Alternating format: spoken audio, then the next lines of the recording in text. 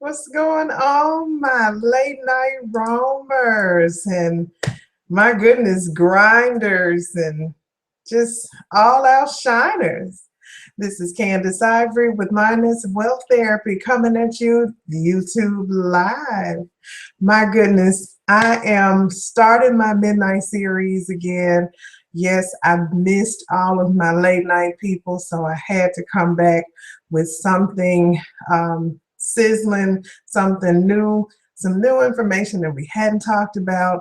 And also, I wanted to be able to share my screen. So that is why I'm here tonight with you. So, welcome to our short yet informative conversation tonight that's strictly for us grown folks. And you'll see why in just a moment. So, we're talking about how we go to work day in and day out to make sure that our bills are paid.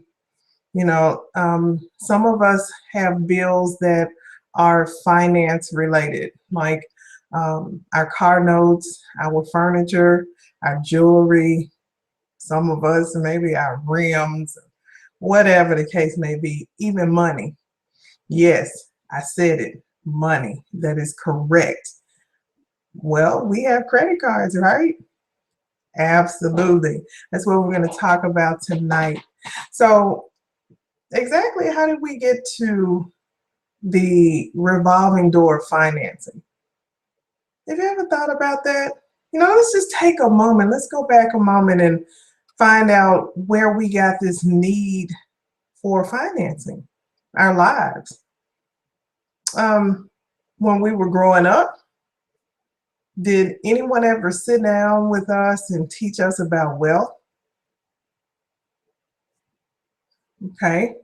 A more important question, did anybody ever sit down and teach us about getting into debt or how to be in debt? No. So how do we actually learn our spending habits? Well, in my life, I know all I was taught was go to school, get your education, get your diploma, get your degree, get a job. Now, make your money, set some aside, and then use the rest to pay your bills. That's it. Not one time was I shown that there are contracts out here. I was not shown what a contract looked like.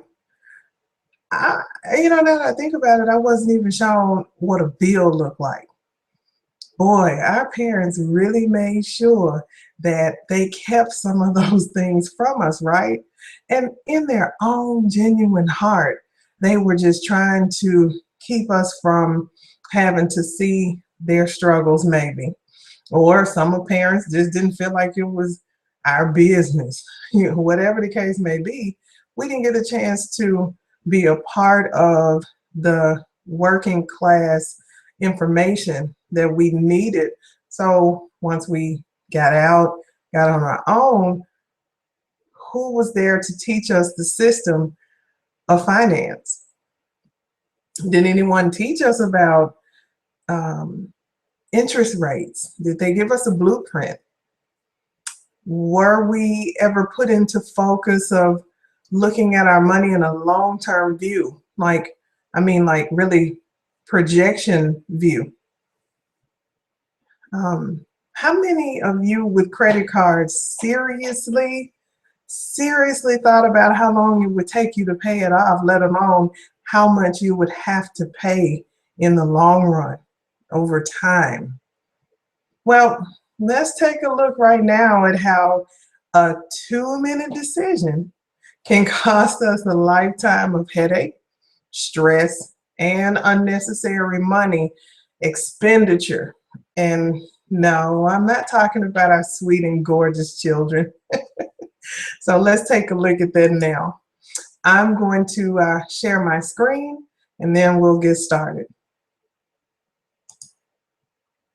So you should still be able to hear me, and I'm getting ready to share my screen.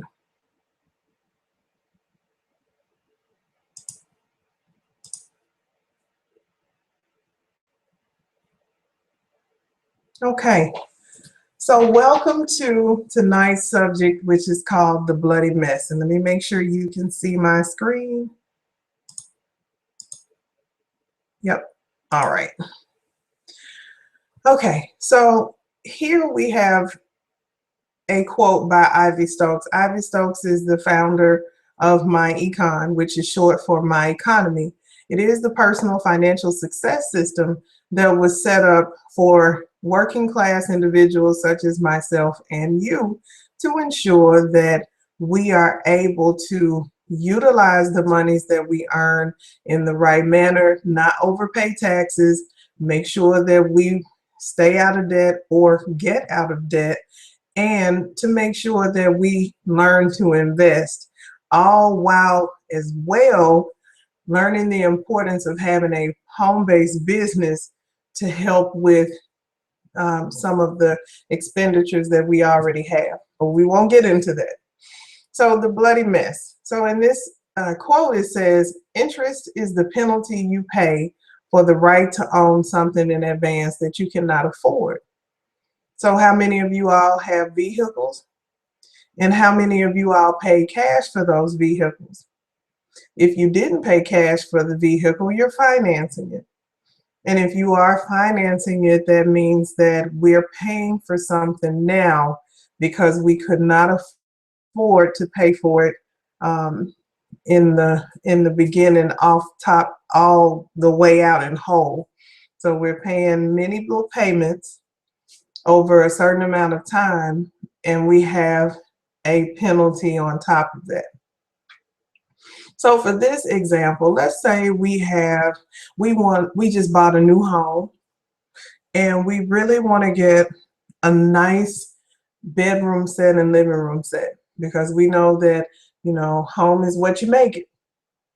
So we're going to go to our I would say the Great American Home Store is here in Memphis. Let's go to the Great American Home Store and we are going to get a $5,000 line of credit. Okay. So we have $5,000 as a line of credit. We can get the best living room set or den set or whatever you want to call it. We have an amazing bedroom set. I'm talking about with the dresser and the chest and the 2 nightstands. We have it all. Well, how much are we going to pay a month? Okay, so we know we couldn't afford the $5,000 at once. So let's see. Usually when you're talking about financing, the amount that you pay is approximately 2 to 3% of your total balance. So in this case, we're just going to say, as an example, we're going to pay $100 a month. Okay, so we owe $5,000, we're paying $100 a month. Now our percentage rate, we're going to go with a median average. Maybe we didn't have such good credit because we are new homeowners. We really didn't have much credit from the beginning, but we're trying to build credit. So our interest rate would be 21%, hypothetically. So now we have $5,000 that we're financing at $100 a month. We have a 21% interest rate. Now we have to find out what our monthly rate is, because if we're paying $100 a month, we need to find out what 21% is of this $100 a month. So what we need to do is take the percentage rate, which is 21%, and then we need to divide that by 12. And this is not going to come out right until I finish typing it. Divide that by 12, which equals 1.75%. Okay. So now that we have 21% divided by 12, that's 1.75%, almost 2%, which is going to be a part of that monthly rate. So now we have to find out what our monthly interest payment is. So this is how much that's going towards the penalty of us having to finance, not towards the actual cost of the item. So we need to take our 1.75% and change that from a percentage into a number. And how do we do that? We take 1.75 and divide it by 100, which gives us a decimal number of 0.0175. So we take that 0.175 and we need to now multiply that times that 5,000. And that's going to give us a total of $87.50 a month. Let's scoop this over a little bit. Okay. So now we have our interest payment. Wow. So we are paying $100 a month, and we have $87.50 going to interest. Well, then what's going to your principal? Wow. Our principal, 100 minus 87.50 is $12.50 a month. So in reality, when we come down here, we're using, one moment. I lost my box here.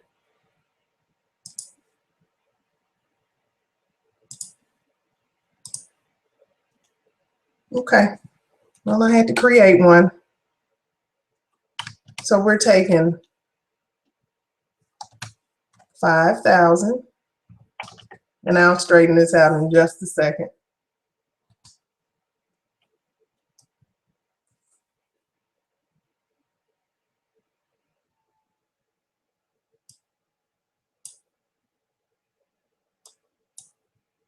Boy, I tell you. Okay, 5,000 divided by 1250.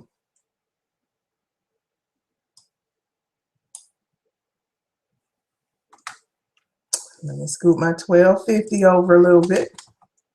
There we are. 5,000 divided by 1250. You ready? 400 months. Wow, 400 months. So now this $5,000 that we're paying $100 a month could easily turn out to be 400 months.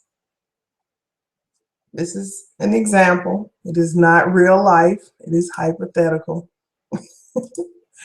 But now let's take a look at what your sentencing is. So we have 400 months. I'll just hyphenate that out.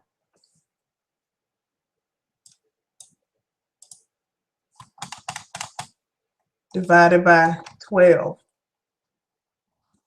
That's 33 years, right? Now this works either way. This works with credit cards as well. So we could easily say this is a credit card debt. 400 months divided by 12 is 33 years. So now we're at the point where, how much is your bank going to earn? Well, at $87.50 a month, we got to really put some space in here for this one. That's quite a bit. $87.50 a month times 400 months. How much do we consider that? Now let's just take a minute and look at this, because we're looking at $87.50 out of $100. over 400 months. That's $35,000.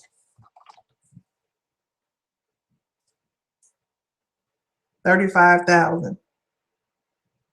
Now, in real life, I'm hoping that we would not take that long to pay off $5,000. I'm hoping not, but in the event that we are in a crunch and we never really can see ourselves paying additional monies on our bill, we easily could end up paying upwards to triple how much we actually financed.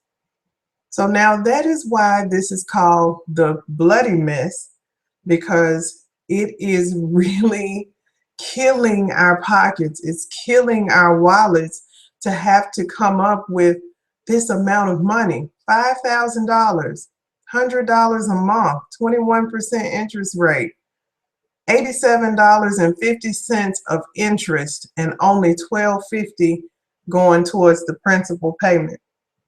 Now, in other situations such as car notes, and as well in furniture, the longer you pay, or as you come to your end of your contract, the more money goes to principal versus the interest. But by the time you get to that point, still think about how much interest you've paid. So now I'm coming back to you all. Let me stop sharing.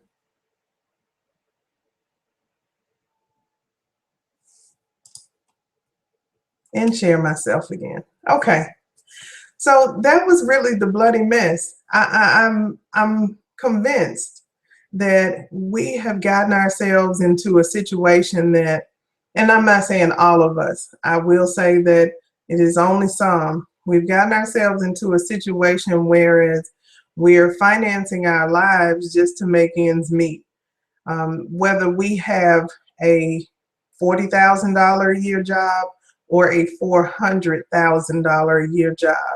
If we're not utilizing our monies correctly, then we're simply spinning our wheels. If we do not have an emergency fund set aside that's going to help us to pay the bills in our home for at least 6 months, then we have work to do. If we are not at a point where we are financially sound and investing in ourselves, making sure that we are receiving the top interest rate that bankers normally would, then we have work to do.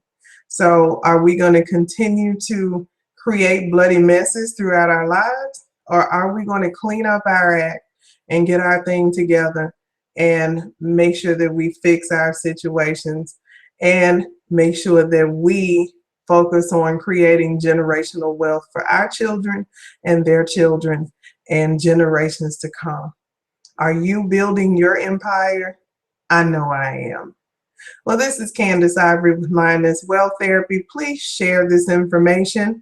Please subscribe to my channel. Also, I have a Facebook page, which is Lioness Wealth Therapy. Please like my page and comment. Please let me know any feedback that you'd like to state. I thank you so much for your time, and good night.